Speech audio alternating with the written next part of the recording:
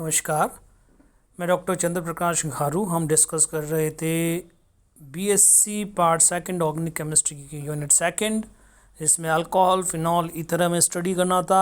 Alcohol में हमने monohydric alcohol कर लिया था, डाइहाइड्रिक अल्कोहल कर लिया था। आज ट्राइहाइड्रिक अल्कोहल में ग्लिसरॉल के मेथड ऑफ फॉर्मेशन कर लिए थे। उसके भौतिक गुणधर्म जो है हम डिस्कस करने जा रहे हैं। ग्लिसरॉल या ग्लिसरीन एक गाढ़ा द्रव है जिसका क्वथनांक 290 डिग्री सेंटीग्रेड होता है। इसी कारण से आप जानते हैं कि थिल्स ट्यूब के अंदर जो मेल्टिंग पॉइंट डिटरमाइन करना होता है उसमें ग्लिसरीन को यूज़ में लिया जाता है। That is safe. Sulphuric acid को भी यूज़ में लिया जा सकता है लेकिन वो डेंजरस होता है। लेकिन यदि ग्लिसरीन को थिसल ट्यूब में काम में लिया जाए मेल्टिंग पॉइंट ऑपरेटर्स के रूप में, तो उस कंडीशन के अंदर इट इज़ सेफ़। यह विघटन के साथ उबलता है। 3 हाइड्रोक्सिल समूह की उपस्थिति के कारण जल में अत्यधिक घुलनशील है, परंतु कार्बनिक यौगिकों में अघुलनशील होता है। यह स्वाद में मीठा होता है। रासायनिक अभिक्रिया, ग्लिसरॉल में 2 प्राथमिक अल्कोहल समूह तथा एक द्वितीयक अल्कोहलिक समूह उपस्थित होता है तथा ग्लिसरॉल में 2 प्रकार की अभिक्रियाएं दर्शाई जाती है। तो सबसे पहली रिएक्शन हम देते हैं सोडियम। जिस तरह से अल्कोहल सोडियम से रिएक्शन करता है या ग्लाइकोल जिस तरह से रिएक्शन करता है, उसी तरह से कमरे के ताप पर मोनोग्लिसरेट तथा उच्च ताप पर डाई सोडियम ग्लिसरेट का फॉर्मेशन होता है। तो इसमें सोडियम के साथ रिएक्शन देखिए, रूम टेम्परेचर के ऊपर मोनो सोडियम ग्लिसरेट का फॉर्मेशन होता है, और यदि हायर टेम्परेचर हो तो उस कंडीशन के अंदर प्राइमरी अल्कोहल रिएक्शन के अंदर पार्टिसिपेट करेगा, सेकेंडरी हाइड्रोक्सिल ग्रुप जो है वो पार्टिसिपेट नहीं करेगा, और यहाँ पे डाई सोडियम ग्लिसरेट का फॉर्मेशन होता है। HCl से अभिक्रिया, जैसे कि हमें पता है कि RCl का फॉर्मेशन होता है, तो HCl की अभिक्रिया द्वारा अल्फा तथा बीटा ग्लिसरॉल क्लोरोहाइड्रीन प्राप्त होते हैं। दोनों जो है वो प्राप्त होते हैं, लेकिन HCl का यदि आधिक्य होता है तो अल्फ़ा तथा बीटा डाइक्लोरोहाइड्रीन का निर्माण होता है। तो यहाँ पे दोनों ही रिएक्शन जो है वो शो है। HCl की रिएक्शन, यदि HCl कम अमाउंट के अंदर प्रेजेंट है तो उस कंडीशन के अंदर आपको अल्फ़ा तथा बीटा ग्लिसराइल क्लोरोहाइड्रीन प्राप्त होता है, लेकिन यदि HCl आधिक्य में होता है उस कंडीशन के अंदर अल्फ़ा बीटा डाई क्लोरोहाइड्रीन का मिश्रण प्राप्त होता है। HI से रिएक्शन, ग्लिसरॉल HI से अभिक्रिया कर एलिल आयोडाइड का निर्माण करता है, परंतु HI के आधिक्य में आइसोप्रोपिल आयोडाइड प्राप्त होता है। तो सबसे पहले रिएक्शन के अंदर तीनों हाइड्रोक्साइल ग्रुप जो है आयोडीन से सब्स्टिट्यूट हो जाते हैं। फिर I2 का एलिमिनेशन होता है, आयोडीन मॉलिक्यूल का एलिमिनेशन होता है, जिससे सबसे पहले एलिल आयोडाइड का निर्माण होता है, और ये एलिल आयोडाइड फिर HI के आधिक्य के अंदर आइसोप्रोपिल आयोडाइड में कन्वर्ट हो जाता है। तो इस तरह से हम देखते हैं कि आइसोप्रोपिल आयोडाइड जो अगेन यहाँ पे देखेंगे कि जो एलिल आयोडाइड है वो HI के आधिक्य में रिएक्शन करता है, जिससे डाईआइडोप्रोपेन का निर्माण होता है, आयोडीन का एलिमिनेशन होता है। फर्दर जब HI के साथ रिएक्शन होती है मार्कोनिकॉफ एडिशन के थ्रू रिएक्शन होगी, और उस कंडीशन के अंदर आप देखते हैं कि आइसोप्रोपाइल आयोडाइड जो है उसका फॉर्मेशन हो जाता है। HNO3 तथा सल्फ्यूरिक अम्ल से अभिक्रिया, नाइट्रिकारी मिश्रण। आप जानते हैं कि कॉन्सेंट्रेटेड HNO3 तथा कॉन्सेंट्रेटेड सल्फ्यूरिक एसिड का मिश्रण जो है वो नाइट्रिकारी मिश्रण कहलाता है। तो नाइट्रिकारी मिश्रण की उपस्थिति में ग्लिसराइल ट्राइनाइट्रेट का निर्माण होता है, जो विस्फोटक के रूप में डायनामाइट में प्रयुक्त किया जाता है। तो एक बहुत इंपॉर्टेंट रिएक्शन है। फिर फास्फोरस हैलाइडो से अभिक्रिया, PCl3 या PCl5 से अभिक्रिया द्वारा यहाँ पे आप देख सकते हैं कि ग्लिसरॉल ट्राइक्लोराइड का निर्माण होता है। एसिटिलीकरण अभिक्रिया, अम्ल तथा अम्ल व्युत्पन्नों से अभिक्रिया द्वारा ग्लिसराइल ट्राइएसिटेट का निर्माण हो जाता है। पोटेशियम हाइड्रोजन सल्फेट से अभिक्रिया, तो potassium hydrogen sulphate phosphorus pentoxide निर्जल ZnCl2 अथवा कंसंट्रेटेड सल्फ्यूरिक अम्ल के द्वारा एक्रोलीन का निर्माण हो जाता है। एक्रोलीन जो है अनसैचुरेटेड आयोडाइड है, असंतृप्त एल्डिहाइड है। तो यहाँ पे असंतृप्त एल्डिहाइड जो है, अनसैचुरेटेड एल्डिहाइड जो है, उसका निर्माण पोटेशियम हाइड्रोजन सल्फेट या कॉन्सेंट्रेटेड सल्फ्यूरिक एसिड की प्रेजेंस में ग्लिसरॉल करता है।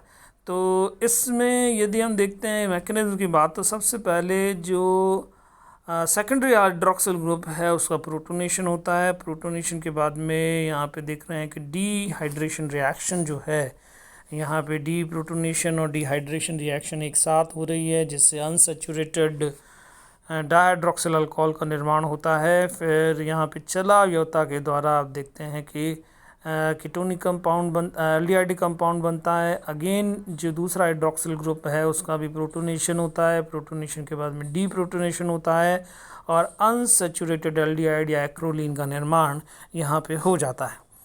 ऑक्सैलिक अम्ल से अभिक्रिया, ग्लिसरॉल की अभिक्रिया ऑक्सैलिक अम्ल से कराने पर ग्लिसरॉल मोनोऑक्सलेट का निर्माण होता है, जो कार्बन डाइऑक्साइड के विलोपन द्वारा ग्लिसरीन मोनोफॉर्मेट में परिवर्तित हो जाता है, जो जल अपघटन द्वारा फॉर्मिक अम्ल का निर्माण करता है। तो यहाँ पे सबसे पहले ऑक्सैलिक एसिड के साथ में 120 डिग्री सेंटीग्रेड पर रिएक्शन होती है, जिससे ग्लिसरॉल मोनोऑक्सलेट का निर्माण होता है।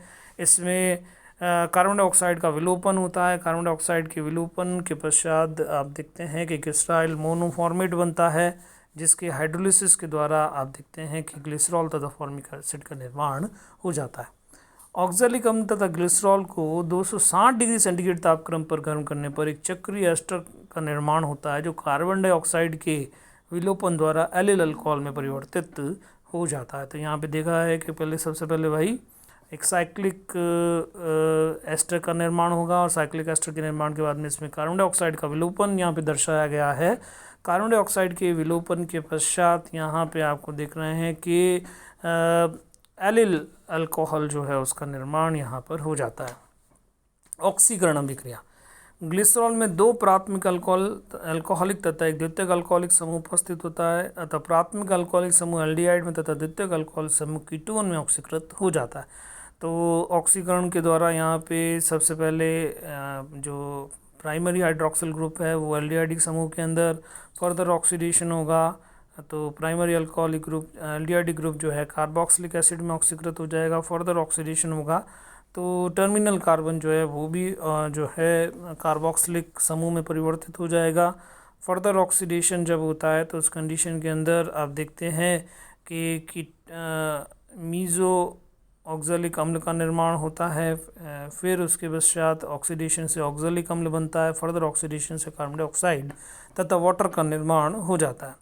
ऑक्सीडेशन का दूसरा पाथ भी यहाँ पे दर्शाया है, जिसमें ऑक्सीडेशन से सबसे पहले ड्राई हाइड्रोक्सी एसीटोन का निर्माण होता है। फर्दर जब ऑक्सीडेशन करवाया जाता है तो मीज़ो ऑक्सैलिक एसिड का निर्माण होता है। मीज़ो ऑक्सैलिक एसिड का फर्दर ऑक्सीडेशन से ऑक्सैलिक एसिड बनता है और ऑक्सैलिक एसिड के फर्दर ऑक्सीडेशन कार्बन डाइऑक्साइड तथा जल का निर्माण हो जाता है। तो इस तरह से हम देखते हैं कि ऑक्सीडेशन के द्वारा डिफरेंट प्रोडक्ट जो है वो बनते हैं और फाइनली यहाँ पे आपको डिफरेंट पाथ से रिएक्शन होते हुए का फाइनल प्रोडक्ट जो है हमें कार्बन डाइऑक्साइड और वाटर के रूप में हमारा रिएक्शन जो है वो कंप्लीट होती है।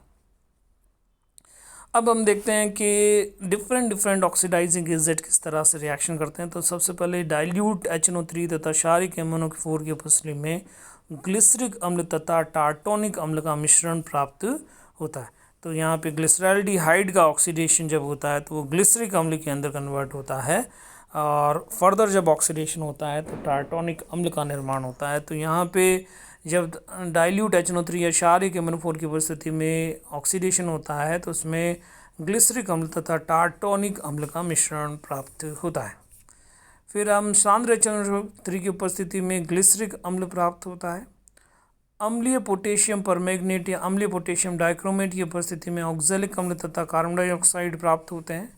फेंटॉन रिएजेंट FeSO4 तथा हाइड्रोजन पेरोक्साइड, ब्रोमीन जल अथवा सोडियम हाइपोब्रोमाइड की उपस्थिति में ऑक्सीकरण द्वारा ग्लिसरैल्डिहाइड तथा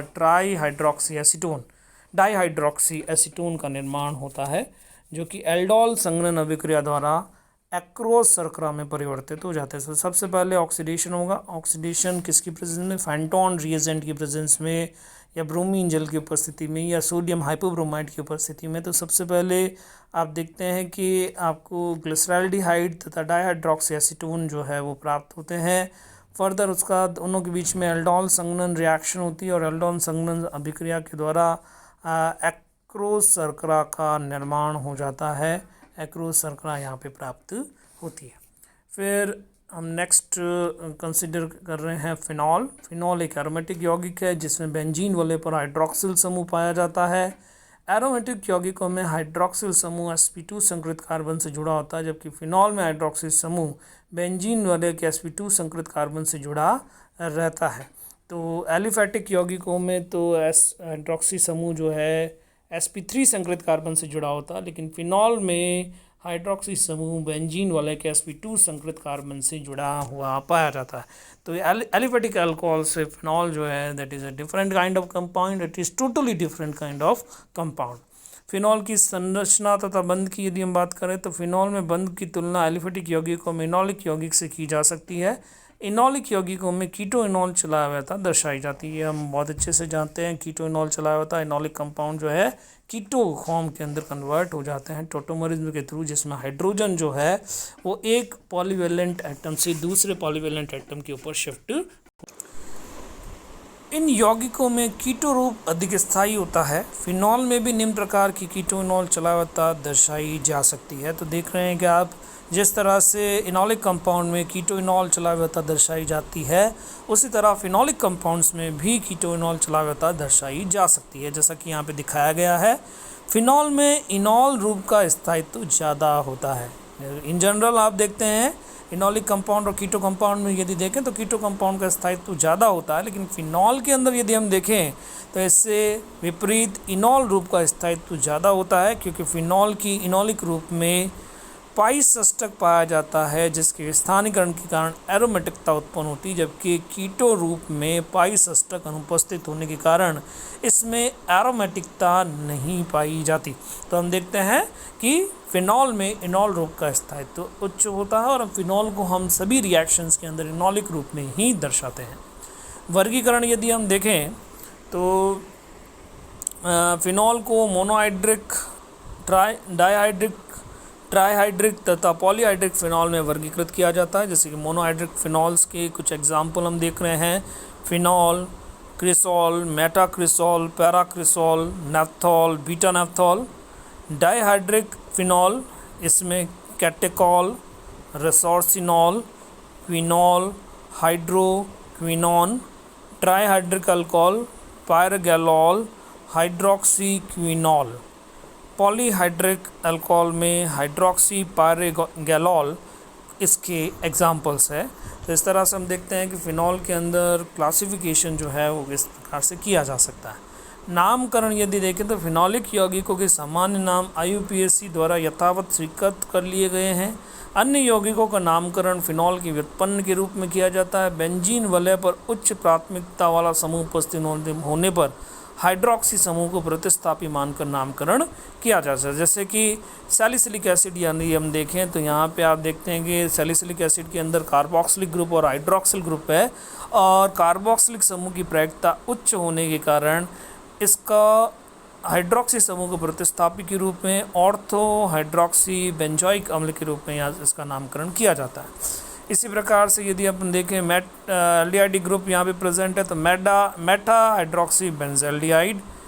पैरा क्लोरोफिनॉल, यहाँ पे क्लोरो हाइड्रोक्सी ग्रुप प्रेजेंट है, तो क्लोरो जो है वो लेस प्रायोरिटी का ग्रुप होने के कारण इसको प्रतिस्थापी के रूप में ट्रीट किया जाता है और नामकरण में पैरा क्लोरोफिनॉल फिनॉल की व्युत्पन्न के रूप में इसका नामकरण हुआ।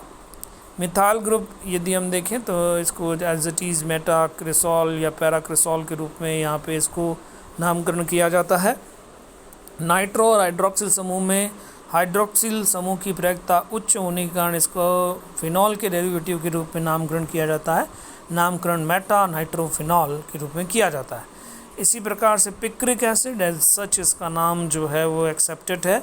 इसके अलावा इसका नामकरण जो है वो